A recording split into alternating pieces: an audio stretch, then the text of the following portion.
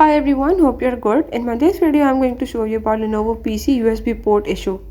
So if in your device Lenovo PC USB port is not working, I will show you in my this video how you can easily fix it.